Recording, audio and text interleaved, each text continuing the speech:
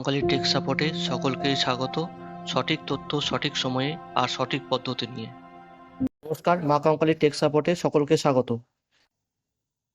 আপনারা থাম্বনেল দেখে বুঝতে পারছেন, আপনারা যে জনকল্যাণ শিবিরে যে আয়ুষ্মান ভারতের যে ফর্মটা দেওয়া হয়েছে, সেই ফর্মটা দেওয়ার সময় অনেকে অনেক কিছু কনফিউশন পড়ছেন যে ফর্মটার মধ্যে অনেকে একসাথে ফিল আপ করবেন, একটা ফর্মে সবার নাম দেবেন, না ইন্ডিভিজুয়ালি একটা একটা ফর্ম করবেন।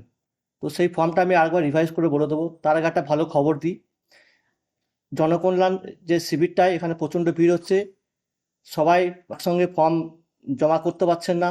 এই জন্য সুবিধার্থে জনকল্যাণ শিবিরটাকে আরও একদিন বাড়ানো হয়েছে। এটা 18/6/2026 পর্যন্ত থাকবে। তার জন্য আপনারা অনেকেই আবার সুযোগ পাচ্ছেন।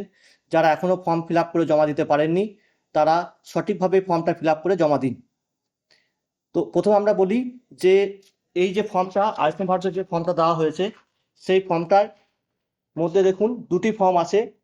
একটা ফর্ম হচ্ছে যে 70 বছর বয়সের উপরে যারা RKSY 1, RKSY 2 এবং নন সাবসিডি বা জেনারেল যে কার্ড, এদের 70 বছরের ঊর্ধ্বে একটা ফর্ম, আর একটা 70 বছরের নিচে যে ফর্ম। তো দুটো ফর্মে যেটা হচ্ছে যে আপনাদেরকে ইন্ডিভিজুয়াল ফর্ম ফিল আপ করতে হবে। একটা ফর্মে কিন্তু সবার নাম দেওয়ার কোনো জায়গা নেই। আমি একবার রিভাইজ করে দেখিয়ে দিই দুটি ফর্মকে। দেখুন, এই ফর্মটা হচ্ছে যে উপরে লেখা আছে বয়ঃবন্দনা স্কিম। এটা 70 বছর, দেখুন লেখা আছে 70 বছরের বেশি। আপনারা বাড়িতে যতজন 70 বছরের বেশি থাকবেন, তাদের জন্য যে দুজন মেম্বার হন, তার দুজনের জন্য আলাদা আলাদা ফর্ম ফিল আপ করতে হবে।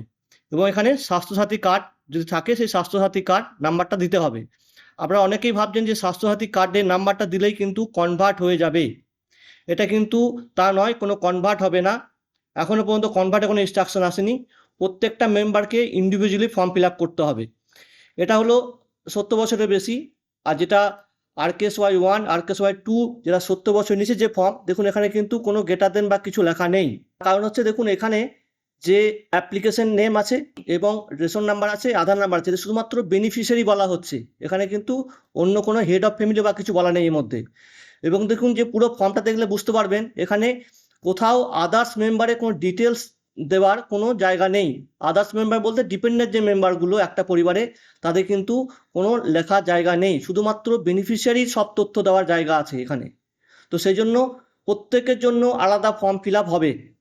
যদি বাড়িতে 5 জন মেম্বার থাকেন, 5 জনের জন্য 5টা এরকম ফর্ম ফিল আপ হবে।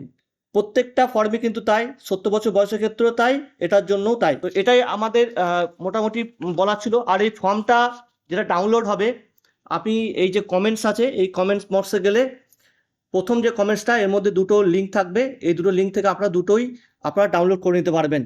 আর অনেকে 70 বছর বয়সে ফর্ম তুলে নিয়েছেন ক্যাম্পে, হয়তো তার বয়স 70 বছর হয়নি, 70 বছর বয়সে কম, ওনারা কিন্তু এই ফর্মটা, সঠিক ফর্মটা ডাউনলোড করে নিন।